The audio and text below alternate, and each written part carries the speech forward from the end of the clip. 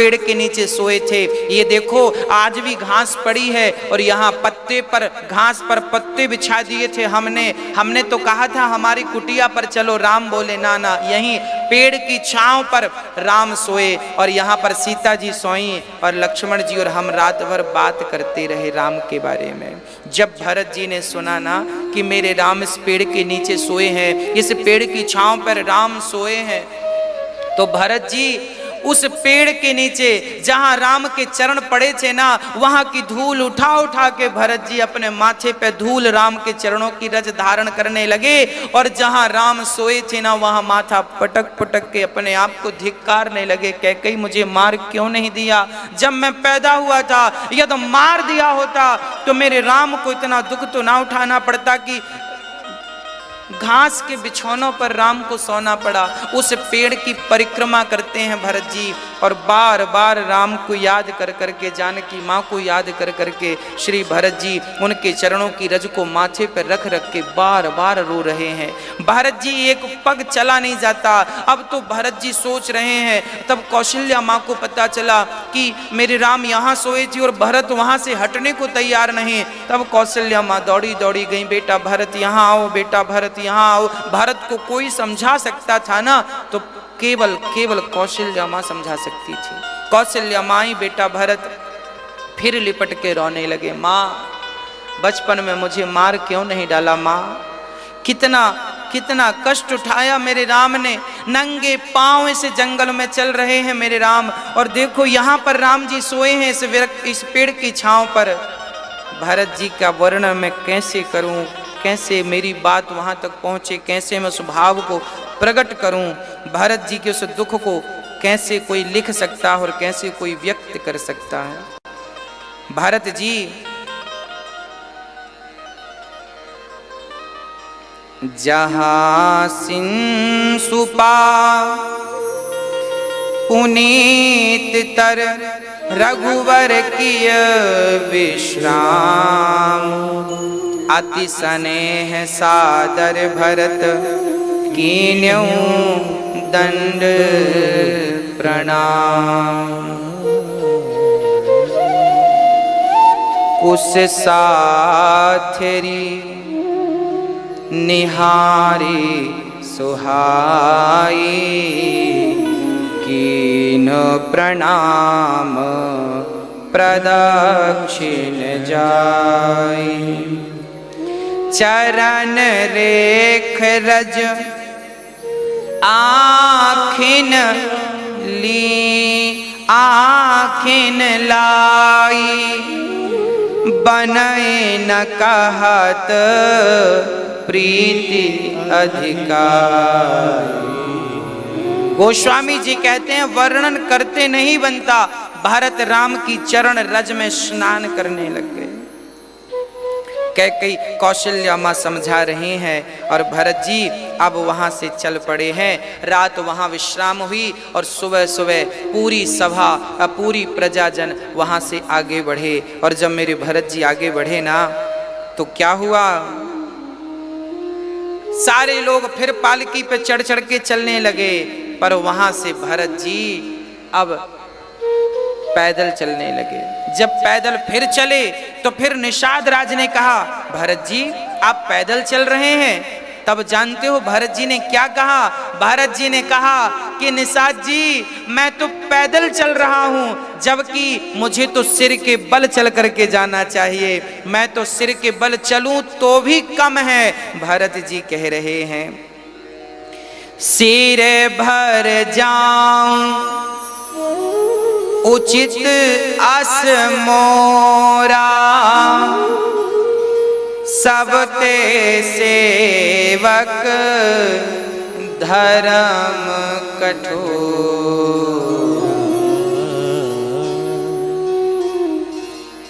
सबसे कठिन सेवक धर्म है।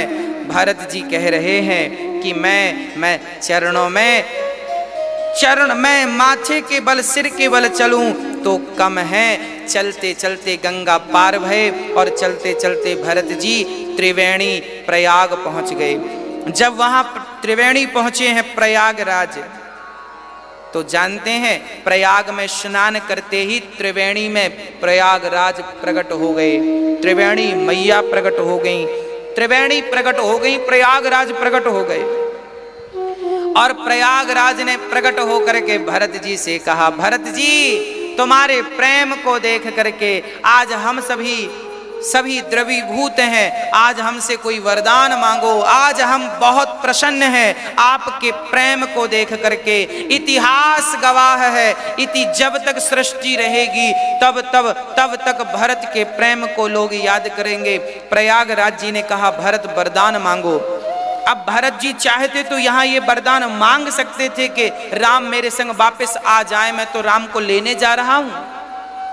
पर भरत जी ने कहा, ना ना, मैं ये नहीं मांग सकता, क्योंकि मैं राम से मिलने के बाद ही ये बात करूंगा। छोटों को बड़ों पर अपनी बात मनवाने का दबाव नहीं बनाना चाहिए, शिष्टाचार है ये। भरत जी शिष्टाचार का भी पालन कर रहे हैं। प्रयागराज ने कहा, कुछ वरदान मांगो। तो क्या कहा भरत जी ने, अर्थ न धर्म ना काम रुचि, गति न चाहूं निर्वाण, जन्म जन्म रति राम पद, यह वरदान नया। भारत जी ने क्या कहा, अर्थ न। भारत ने अपनी बात शुरू। भारत जी कहते हैं, मुझे अर्थ नहीं चाहिए पैसा, क्योंकि भारत जी जान रहे हैं कि अर्थ ही अनर्थ की जड़ है। भारत जी जान रहे हैं कि अर्थ पैसों के लिए, राज सिंहासन के लिए ही तो मेरी माँ ने राम को वनवास भेजा है, इसलिए मुझे अर्थ नहीं चाहिए, क्योंकि अर्थ अनर्थ का कारण है। अर्थ न धर्म ना। श्री भरत जी कहते हैं, मुझे धर्म भी नहीं चाहिए, क्योंकि उसी धर्म का पालन करने के लिए मेरे पिता मर गए और मेरे राम वनवास को आ गए। धर्म का पालन करने तो आए हैं। अर्थ न धर्म ना काम रुचि। काम भी नहीं चाहिए, क्योंकि मेरी माँ कैकेयी की कामना थी, मेरी कैकेयी माँ की कामना थी कि मैं राजा बन जाऊं, और एक कामना ने देखो कितना बड़ा दुख प्रकट कर दिया। आज भरत जी कह रहे हैं कि सोचो, भारत को केवल राजा बनाने का सोचा ही था, केवल सोचने मात्र से राम वनवास चले गए और अयोध्या में दुख का पहाड़ टूट पड़ा। और सोचो कि भरत राजा बन जाते तो पता नहीं क्या होता है। सब भरत जी कह रहे हैं, अपने आप को बिल्कुल तुच्छ इतना सा कह रहे हैं भरत जी। अर्थ न धर्म ना काम रुचि, गति न चाहूं। क्या कहा ओ मैया, क्या ठाना तूने और भेज दिया। हाँ, अर्थ न धर्म ना काम रुचि, गति न चाहूं निर्वाण, जन्म जन्म रति राम पद, यह वरदान नया। तो प्रयागराज ने कहा, फिर क्या चाहिए जब अर्थ नहीं, धर्म नहीं, काम नहीं। और भरत जी कहते हैं, हमें कोई गति। कहते हैं जो सगुण उपासक होते हैं ना, जो राम की और कृष्ण की पूजा करने वाले होते हैं ना, जो राम और कृष्ण को मानने वाले होते हैं ना, ये स्वर्ग भी नहीं चाहते, बैकुंठ भी नहीं चाहते, साकेत भी नहीं चाहते। ये जानते हो क्या, मैं यदि मुझसे भगवान पूछेंगे कि बेटा अनिरुद्ध तुझे क्या चाहिए, तो मैं कहूंगा ना मुझे अर्थ दो भगवान, ना काम दो, ना मुझे स्वर्ग, ना बैकुंठ, कोई कामना नहीं, ना धन, ना दौलत, ना इंद्रासन, ना सिंहासन, ना पद, ना प्रतिष्ठा। तो क्या चाहिए मुझे? तो यदि कहेंगे कि क्या चाहिए, तो मैं भी यही कहूंगा कि प्रभु जिस योनि में मेरा जन्म हो, जहां भी जाऊं, बस आपके चरणों में मेरा प्रेम बना रहे, आपके चरणों का मैं दिन रात चिंतन करता रहूं, और मेरी आंखों में कभी आंसू आए तो केवल आपकी याद में आंसू आए, नहीं तो आंसू नहीं आए भगवान, केवल आपकी याद में आंसू आए। यदि भगवान कभी आपको कुछ दें तो भगवान के चरणों में प्रेम मांगिएगा, भक्ति मांगिएगा। भरत जी ने कहा, अर्थ न धर्म ना काम रुचि, गति न चाहूं निर्वाण, जन्म जन्म रति राम पद। हे प्रयागराज जी, मुझे जन्म जन्म रति राम के चरणों में जन्म जन्म तक प्रेम बना रहे, बस मुझे यही वरदान देकर निहाल कर दीजिए। ये भरत जी ने कहा कि जहाँ जन्म हो, जब जन्म हो, बस राम के चरणों में अनुराग हो। भरत का ऐसा प्रेम देखकर लोगों ने कहा, ओ मैया तैने क्या ठाना और राम को वनवास भेज दिया। कितना प्रेम भरत करते हैं, कितना प्रेम करते हैं, क्या कहा जरा सुनिएगा। ओ मैया तैने काठानी मन में राम सिया, भेज दैरी वन में। भरत जी प्रयागराज से विनती करते हैं और प्रयागराज से विनती करके श्री भरत जी महाराज अब आगे स्नान करके जब आगे चले, साधु साधु कह करके प्रयागराज ने भरत की प्रशंसा की और कहा, भरत तुम व्यर्थ में सोच ना करो, गिलानी मत करो, तुम बहुत प्रिय हो राम के। भरत जी आगे चले। भारद्वाज जी ने जब सुना जिस रास्ते राम गए हैं, भरत भी उसी रास्ते जा रहे हैं। इसका तात्पर्य क्या है?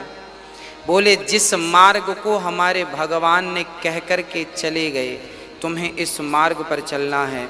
भगवान के कहे मार्ग पर जब भक्त चलता है ना, तो जैसे भरत प्रभु के मार्ग में चलते चलते प्रभु तक पहुंच गए, ऐसे भगवान के मार्ग में चलते चलते हर भक्त भगवान तक पहुंच जाता है। इसलिए परमात्मा का बताया मार्ग वेद है, ईश्वर का बताया मार्ग गीता है। हमें परमात्मा के, मेरे राम के बताए मार्ग पर, मेरे कृष्ण के बताए मार्ग पर हमें चलना है। हम उस मार्ग पर जब चलते हैं तो फिर हम ईश्वर की प्राप्ति निश्चित करते हैं। भरत को राम क्यों मिल गए? क्योंकि भरत जी उसी मार्ग पर चल रहे हैं जिस मार्ग पर राम चल के गए। इसलिए हमें भी उसी मार्ग को अपनाना चाहिए, जो मार्ग हमारे परंपरागत चले आ रहे हैं। अलग से मार्ग बनाने की आवश्यकता नहीं है। राम राम जपिए बस, अतिरिक्त कुछ और जप रहे हैं, कल्याण नहीं है। और मैं आज आपको स्पष्ट कर दूं कि राम और कृष्ण और नारायण, इनमें रत्ती मात्र का अंतर नहीं। राम ही कृष्ण, एक युग में राम बने, वही दूसरे युग में कृष्ण बन गए। सुनत राम गुण ग्राम सुहाए, भरद्वाज मुनि बर पहियाए। जैसे ही श्री भरद्वाज जी को पता चला भरत आए हैं, दौड़ पड़े, भरत जी चरणों में गिर पड़े ऋषि जी के, उठाकर हृदय से लगा लिया श्री भरत जी को। श्री भरद्वाज जी ने हृदय से लगाया, दंड प्रणाम करते मुनि के देखे, मूरति मंद भाग्य निज लेखे। उठाकर भरत जी को हृदय से लगा लिया और बहुत प्रेम से आदर सत्कार कर रहे हैं श्री भरत जी का।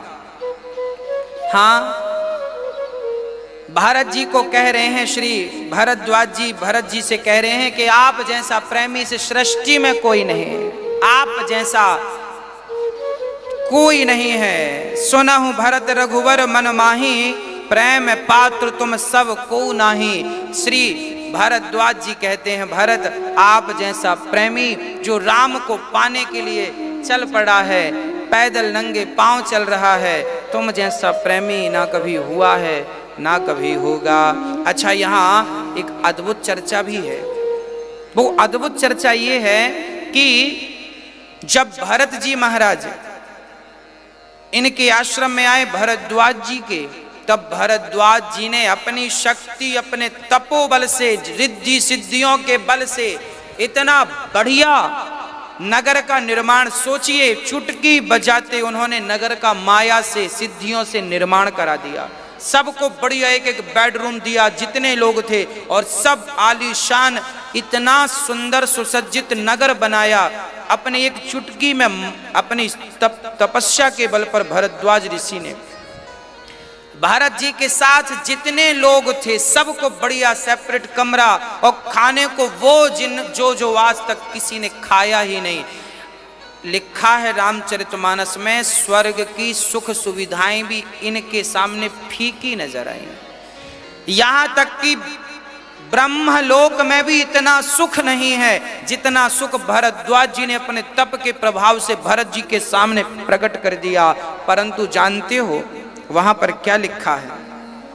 गोस्वामी जी ने, भारत जी जब इस प्रकार का संसार का सुख देखते हैं तो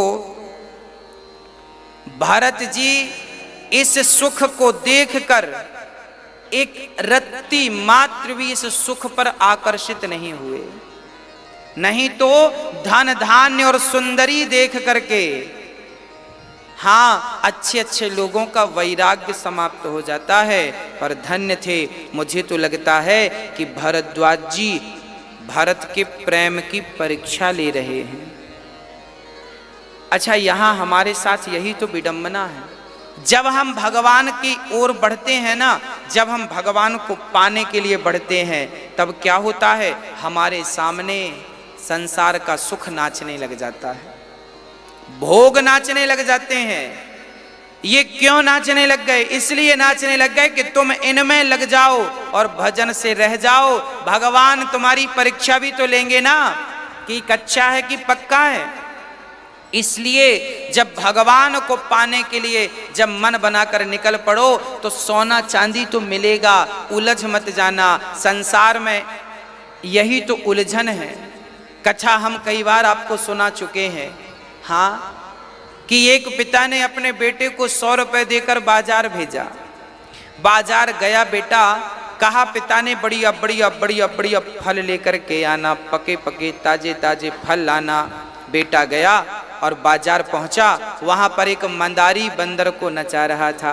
नाच बंदर, नाच बंदर। सज्जन खड़े हो गए, पिता ने 100 रुपए देकर भेजा था, बढ़िया फल लाना ताजे ताजे। पर ये बंदर के नाच में इतना मस्त हो गया कि जब बंदर का खेल पूरा हुआ तो बंदर ने कटोरा उठाया, भैया दो। तो इससे इतना आनंद आया और ये बंदर के नाच से इतना प्रभावित हुआ कि 100 रुपए निकाल कर इसने बंदर को दे दिया। जब तक इसे याद आया कि पिता ने भेजा है, दुकान में फल लेने के लिए गया। जब तक दुकान पहुंचा तब तक लेट हो गया था, दुकानें बंद हो चुकी थी। खाली हाथ पिता के पास गया। पिता ने कहा फल लाया? बेटे ने कहा नहीं लाया। पिता ने कहा चल पैसे वापस कर। बोले पैसे भी खर्च हो गए, फल भी नहीं लाए। इसका तात्पर्य यह है कि एक पिता ने बेटे को बाजार भेजा, अर्थात हम वो बेटे हैं और हमारे पिता हैं राम। उस परमात्मा ने हमें संसारिक बाजार है, इस संसार में 100 रुपए देकर भेजा, अर्थात 100 रुपए मतलब 100 साल की उम्र। 100 साल की उम्र देकर परमात्मा ने हमें संसार की बाजार में भेजा कि जाओ बढ़िया बढ़िया फल लेकर आओ। कौन से फल? अच्छे अच्छे कर्मों के फल। अच्छे अच्छे कर्म करना और अच्छे अच्छे कर्मों के फल लेकर आना। परंतु हम यहाँ मंदारी और बंदर का खेल देखने में मस्त हो गए। ये बंदर का खेल क्या है? बोलिए घर गृहस्थी, काम धाम झंझट संसार की, यही तो मंदर और मंदारी का खेल है। कभी पत्नी पति को नचाती है तो कभी पति पत्नी को नचाता है, तो कभी माँ बाप बच्चों को नचाते हैं, तो कभी बच्चे माँ बाप को नचाते हैं। पूरी जिंदगी इंसान मंदारी का बंदर बना, अपनी पत्नी का बंदर, बच्चों का बंदर, परिवार का बंदर, कामकाज का बंदर बना। पूरी जिंदगी इंसान बंदर बना नाचता है। और इसी नाच में कितने रुपए खर्च हो गए? बोले 100 रुपए खर्च हो गए। मतलब पत्नी पति पुत्र परिवार में ही 100 साल समाप्त हो गए, पता ही नहीं चला। जब तक अकल ठिकाने आई, जब तक होश आया कि भाई तू क्यों आया है संसार में, जब तक होश आया तब तक तो वहां दुकानें बंद हो चुकी। अर्थात अब तुम्हारे समय पूरा होने को है। जीवन लीला पूरी, आंखें बंद होना ही दुकानें बंद होना है। अर्थात अब आपकी मौत सिर पर खड़ी है, अर्थात आप मरने वाले हैं। अब समय कम बचा। जब वो दुकान गया तो दुकान है बंद, वापस चला गया। जब आप भगवान के घर वापस जाते हैं तो भगवान पूछते हैं क्यों आ गए? मैंने फल लेने भेजा था, ले आए अच्छे अच्छे कर्मों के फल? तब बोले ना भगवान, हम तो परिवार की ही सेवा में लगे रहे, पैसे कमाते रहे, तिजोरियां भरते रहे, ना तो कभी दान किया, ना तो कभी किसी को पानी पिलाया, ना तो किसी को कभी 2 रोटी खिलाई, बस अपना खाते रहे और जोड़ जोड़ के रखते रहे। हाँ, धन दिया है विधाता ने, पर कुछ लोग इतने कंजूस होते हैं, इतने कंजूस होते हैं कि वो लोग 1 रुपए भी दान नहीं करते। एक बार क्या हुआ, एक सज्जन थे, गांव के कंजूस आदमी थे। गांव भर के लोग बोलते उनके गांव में कथा हुई राम जी की, तो गांव वाले बोलते क्यों कथा हो रही है, कुछ तो दान कर लो। जब सारे लोगों ने कहा तो गांव के बड़े आदमी थे वो सेठ जी, उन्होंने तिजोरी खोली, तिजोरी को हाथ जोड़ा, जय हो महारानी। तिजोरी से 1 रुपए निकाला, 1 रुपए निकाला और अपने हाथ में 1 रुपए यूं दबाया, यूं, और दबा के चले कि आज दान करेंगे। बड़े खुश हैं, 1 रुपए दान करेंगे। गए, लाइन में लग गए, लंबी भीड़ थी, भक्तों की लाइन लगी थी। ये लाइन में लगे जब इनका नंबर आया तब तक इनकी गर्मी का टाइम था, मुट्ठी के अंदर पसीना आ चुका था, पसीज चुकी थी मुट्ठी। और जब मुट्ठी खोलकर देखा उस रुपए को तो वो गीला था। सेठ जी बोले अच्छा लगता है तू रो रहा है, जाना नहीं चाहता मेरे पास से, एक काम कर, अच्छा एक काम कर, तू रो रहा है ना, मुझसे तेरा दुख देखा नहीं जाता। उठाकर जेब में रख लिया, खाली प्रणाम करके आ गया। बोलिए भक्त वत्सल भगवान की। ये कथा साथ ही YouTube पर भी अनिरुद्धाचार्य जी के नाम से YouTube पर चैनल है, उस पर कथा प्रसारित हो रही है। साथ ही एक दूसरा चैनल है गौरी गोपाल के नाम से, गौरी गोपाल। गौरी गोपाल आप YouTube पर डालेंगे ना तो आपको जो यहाँ रोज बंदरों की और साधुओं की सेवा जो रोज भोजन की होती है वो लाइव उस पर दिखती है और फेसबुक पेज पर भी दिखती है, तो आप जुड़े रहें। और भरत जी कह रहे हैं राम लखन सिया बिनु पग पनहि करि मुनि वेश फिरहि बन बन ही राम लखन सिया। भारत जी कह रहे हैं कि हे गुरुदेव, मुझे केवल इस बात का दुख है। जब भरद्वाज जी ने पूछा कि आप क्यों इतने परेशान हैं, क्यों इतने दुखी हैं भरत जी, तब भरत जी ने कहा गुरुदेव मैं केवल इसलिए दुखी हूँ कि मेरे राम, मेरे माँ जानकी, मेरे भ्राता लक्ष्मण बिना चरण पादुका के नंगे पांव घूम रहे हैं बन बन। मैं कितना अभागा हूँ गुरुदेव कि देखो तो मेरे कारण राम को बन बन जंगल में बिना चरण पादुका के घूमना पड़ रहा है, कितना अभागा हूँ मैं। तब गुरुदेव ने समझाया भरत ऐसी बात नहीं है। हाँ भरत जी महाराज अब बड़े प्रेम से चल पड़े। भरत जी गुरुदेव को सुबह प्रणाम किया, रात वहाँ विश्राम करके, और भरत जी जब वहाँ से आगे बढ़े तो जानते हैं क्या कह रहे हैं। भरत जी जब चले तो भरत जी के पाँव में ना तो जूता था ना ऊपर छाया थी। भरत जी के प्रेम को देखकर जानते हो क्या हुआ? भरत के प्रेम को देख करके क्या हुआ कि ये जाहि छाया जलद सुखद बहि बर्बात तस मगु भयउ न राम कहा जस भा भरतहि जात। कहते हैं जब भरत ने प्रेम हृदय में धारण करके जब यात्रा प्रारंभ की तो ना भरत जी के पांव में चरण पादुका थी, ना सिर पर कोई छाया, पर बादलों ने छाया कर ली। जहां जहां भरत जा रहे हैं बादल छाया किए चल रहे हैं। और भरत जी जब चलते हैं ना तो जिस पत्थर पर, जिस कांटे पर भरत के चरण पड़ते हैं ना, भरत का प्रेम देखकर वो कांटे भी पुष्प जैसे कोमल हो जाते हैं। वो पत्थर भी जो नुकीले थे वो भी भरत का प्रेम देख करके वो भी पुष्प बन जाते हैं। गोस्वामी जी ने इस प्रेम प्रसंग को लिखा है, कभी आप समय मिले तो पढ़िएगा। जब आप पढ़ेंगे ना तो आपकी आंखों की धार, आंसुओं की धार बंद नहीं होगी।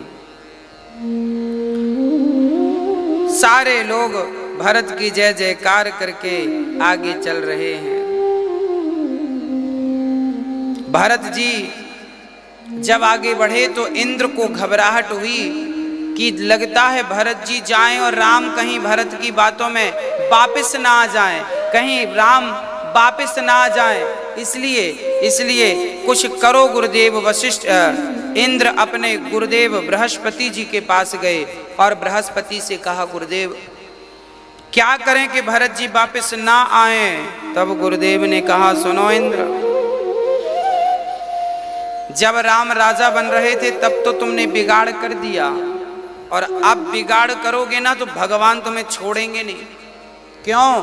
क्योंकि भगवान को तुम गाली दोगे चलेगा, भगवान का कुछ बिगाड़ोगे चलेगा, पर बृहस्पति ने कहा कि यदि तुमने भक्त का कुछ बिगाड़ा तो भगवान छोड़ने वाले नहीं। क्योंकि भगवान कहते हैं, अहम भक्त पराधीना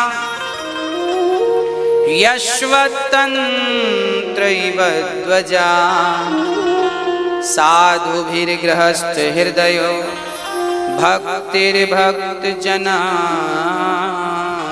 प्रियः। भगवान का कोई अपराध कर लेना तो भगवान भूल जाते, जाओ, परंतु भगवान के भक्त का कोई अपराध करे तो छोड़ते नहीं है भगवान। दासानुदासो भवितास्मि भूया। भगवान अपने भक्त से कहते हैं, गाय को तुम मारोगे ना तो गाय तुम्हारी मार खा लेगी, पर गाय के सामने तुम उसके बछड़े को मारोगे ना तो कितनी सीधी गाय हो तुम्हें मारेगी, वो दौड़ जाएगी तुम्हें, कितनी भी सीधी गाय क्यों ना हो। जो गाय कभी किसी को मारती ना हो, उस गाय के सामने तुम उसके बच्चे को कभी मारोगे ना तो दौड़ करके तुम्हें मारेगी वो। इसका अर्थ यह है कि गाय अपने ऊपर अत्याचार सहन कर सकती है, अपने बछड़े पर अत्याचार सहन नहीं कर सकती। यदि गाय का प्रेम ऐसा है बछड़े से तो भगवान का प्रेम कितना होगा भक्त से। भगवान पर कोई प्रहार करे तो सहन है, पर भक्त पर कोई प्रहार करे तो सहन नहीं है। इसलिए आप भगवान के भक्तों से पंगा मत लीजिएगा। कोई भी कैसा भी भक्त हो, बड़ा हो, छोटा हो, ऊंच हो, नीच हो, कोई हो, कभी भक्त का तिरस्कार ना कीजिएगा। मदद कर सकें तो करिए, सम्मान कर सकें तो करिए, अपमान ना करिएगा। हाँ, और सुनो इंद्र, गुरुदेव कह रहे हैं कि कर्म प्रधान विश्व करि राखा, जो जस करहीं सो तस फल चाखा। ये संसार, इंसान अपने अपने कर्मों का फल भोग, कर्म प्रधान विश्व करि राखा, जो जैसा करेगा। राम वनवास जा रहे हैं तो राम के वनवास जाने में कारण कौन है? क्या कैकेयी कारण है? क्या मंथरा कारण है? यदि कैकेयी ना भेजती तो क्या राम वनवास ना जाते? ना, कैकेयी भेजे ना भेजे, राम को ये लीला करनी ही आए ही इसीलिए। सुनो, राम के वनवास जाने में केवल राम कारण है। कैकेयी मंथरा को कोई दोष लगाए तो वो उसकी नादानी होगी, कोई किसी को दोष मत लगाओ। राम के वनवास जाने में स्वयं राम जिम्मेदार हैं। राम को श्राप था ना, नारद जी ने श्राप दिया था, मैंने फर्स्ट दूसरे दिन की कथा में सुनाया आपको। नारद श्राप दीन है एक बारा, नारद जी ने श्राप दिया कि जाओ तुम मनुष्य बन करके पत्नी मनुष्य बन करके और दुख उठाओगे। आज वही कारण था कि राम को आना पड़ा। कोई किसी को सुख नहीं, को ना काहू को सुख दुखे कर दाता, निज कृत कर्म भोग सब भ्राता। तदपि करहि सम विषम विहारा, भगत अभगत हृदय अनुसार। अगुण अलेप अमान एक रस, राम सगुण भय भगत प्रेम बस। हाँ, गुरुदेव कह रहे हैं इंद्र के सुनो, वह राम वह ब्रह्म, राम ब्रह्म है, पर भक्तों के लिए वह सगुण साकार होकर आए हैं। और अब श्री भरत जी महाराज आगे जब चलते हैं तो गांव के लोग, जिस गांव से राम गुजरे थे ना, भरत जी वहां से गुजर रहे हैं, राम देख रहे हैं।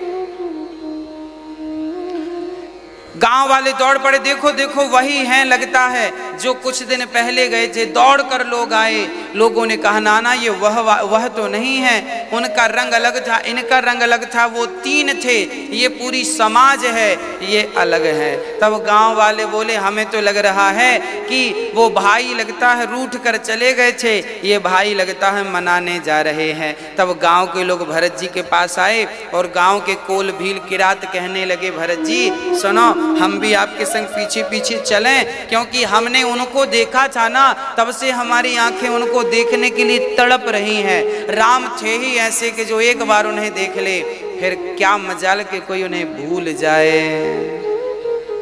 हाँ, अब सारे कोल भील और कह रहे हैं कि चलें। भरत जी बोले चलो। अब सारे लोग भरत जी के संग चल पड़े, गांव वाले। उसी क्षण चलते चलते अब भरत जी चित्रकूट पहुंच गए, वहां जहां मेरे राम थे, वहां जहां मेरी सीता थी, वहां जहां मेरे लक्ष्मण थे। वहां पर जब पहुंचे, भारत सबसे आगे, अभी सबसे पीछे थे, पर अब राम पास में है। दौड़ कर भरत जी आगे भये और साथ में केवट भी हैं, साथ में निषाद राज भी हैं। और तभी निषाद राज ने दूर से कहा, देखो भरत जी, वो जो कुटिया दिख रही है वो मेरे राम की है। अब तो राम के लिए भरत जी पागलों की तरह, पागल की तरह। हाँ, पागल किसे कहते हैं? पागल अर्थात जो भगवान को पाने के लिए बर्फ की तरह गला दे अपने आप को मिटा दे ईश्वर के लिए, वही तो पागल है। हाँ, और इन्हीं पागल दिमाग में भरे भक्ति के लच्छे हैं, इन्हें तो पागल ही रहने दो, क्योंकि ये तो पागल ही अच्छे हैं। अब तो भरत जी जब वहां से चले और आगे, तभी सीता माँ ने, जानती हो, सीता माँ ने सपना देखा तो सीता माँ की नींद खुल गई। क्या सपना था? राम को सुना रही हैं, सुनो, सुनिए भगवान, आज मैंने सुबह सुबह सपना देखा। क्या? बोले आज भरत जी आए हैं, माँ आई हैं, पूरी समाज आई है आपका दर्शन करने के लिए। तब राम बोले कोई बात नहीं, सपना देखा है तो हो सकता है मेरा भरत आ जाए। तभी लखन लाल जी आ गए। लक्ष्मण जी बड़े क्रोध में थे, सुनो भैया, नागिन का नाग आया है। लक्ष्मण जी बड़े क्रोध में, सुनो भैया, क्या है लक्ष्मण? नागिन का नाग आ गया। लक्ष्मण जी क्या कह रहे हो? कौन सी नागिन, कौन सा नाग? अरे वही कैकेयी का बेटा भरत। राम बोले लक्ष्मण जरा जवान संभाल के बात करो, क्या बात कर रहे हो? भैया क्या जवान संभाल के बात करें, क्या उन्होंने जवान संभाल के बात की जब आपको वनवास भेजा?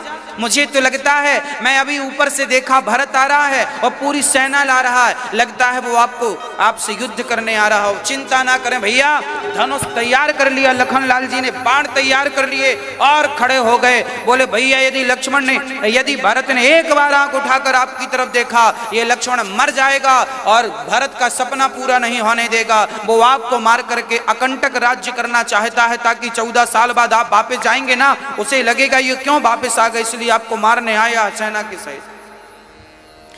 राम को बोलने नहीं दे रहे लक्ष्मण जी, आज मैं छोड़ूंगा नहीं, आज मेरा जीवन सार्थक होगा जब मैं आपके लिए उससे युद्ध करूंगा। और जब कह करके जब लक्ष्मण जी बोलते ही जा रहे हैं, चुप होने का नाम, तब आकाशवाणी हो गई। भगवान ने प्रेरणा दी योग माया को, जरा आओ और लक्ष्मण का मुंह बंद कराओ। और योग माया ने जब आकाशवाणी की, लक्ष्मण इतने अधीर मत होइए, आप जो समझ रहे हैं भरत वैसा बिल्कुल नहीं है। और जैसे ये बात आकाशवाणी ने की, भरत श्री लक्ष्मण जी चुप हो गए, कोई शब्द नहीं, बिल्कुल चुप खड़े हैं। और तभी मेरे राम कुटिया से बाहर निकले, और जैसे ही बाहर निकले तो सामने भरत जी दौड़ करके, भरत जी चित्रकूट में पहुंचे और दौड़ करके, पाहि नाथ कहीं पाहि गोसाई, भूतल परिवल कुट की नाई। जैसे ही भरत जी राम को देखते हैं, खड़े खड़े लकुट की नाई, पाहि नाच कहीं पाहि गुसाई, भूतल परऊ लकुट की नाई। कैसे? जैसे लकड़ी आप खड़ी करें और लकड़ी को खड़ी करने के बाद छोड़ दें तो लकड़ी बिल्कुल धड़ाम से सीधी जमीन पे गिर जाती है, ऐसे भरत जी खड़े खड़े बिल्कुल राम के चरणों में गिर पड़े। और जैसे ही भरत जी गिरे तो मेरे राम ने भरत की तरफ नहीं देखा, मेरे राम ने लक्ष्मण की तरफ देखा। देखो लक्ष्मण, जिस भरत को तुम मारने की बात कर रहे थे, जिस भरत पर संदेह कर रहे थे, वो भरत तो ऐसा है। और जैसे ही चरणों में गिरे हैं भरत, वैसे ही लक्ष्मण जी ने देखा कि राम खड़े हैं, अभी तक राम दौड़े नहीं, भरत को हृदय से लगाया नहीं। मानो राम ने मन में विचार कर लिया कि लक्ष्मण, यदि भरत जैसे भाई पर तुम्हें संदेह है तो जब तक तुम नहीं कहोगे तब तक मैं भरत को उठाकर हृदय से नहीं लगाऊंगा। जैसे ही लक्ष्मण जी ने कहा कि प्रभु आपके चरणों में कहत सप्रेम नाई महिमा था, भरत प्रणाम करत रघुनाथ। जैसे ही लक्ष्मण जी ने कहा भगवान प्रभु भरत चरणों में गिरे हैं, ये कहा भरत, भा कहते ही राम दौड़ पड़े और रा कहते ही उठाया और ता कहते ही हृदय से लगा लिया। और यहाँ लक्ष्मण जी भरत शब्द के 3 अक्षर नहीं कह पाए, भरत 3 अक्षर लक्ष्मण जी कह नहीं पाए। उसके पहले तो राम ने दौड़कर भरत को हृदय से लगाया, राम जी का धनुष गिर गया और धनुष बाण सब गिर गए, दुपट्टा गिर गया। मानो कि जब राम मिल रहे हैं ना, जब एक भाई अपने भाई से मिलता है ना, तो बीच में कोई अस्त्र नहीं होना चाहिए, कोई शस्त्र नहीं होना चाहिए। धनुष को छोड़कर, मानो धनुष को इसलिए भी नहीं लिया राम जी ने कि धनुष बीच में होता तो भाई भाई मिल ना पाते, ये मिलने में व्यवधान करता।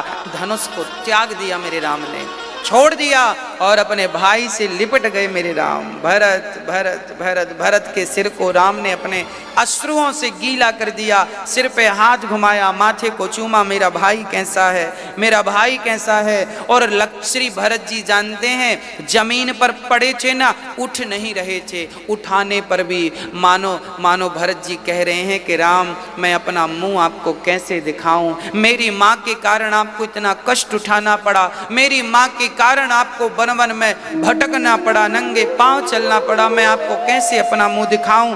भरत जी महाराज इस प्रकार अधीर हो रहे थे, तभी मेरे राम ने भरत जी को उठाकर हृदय से लगाया।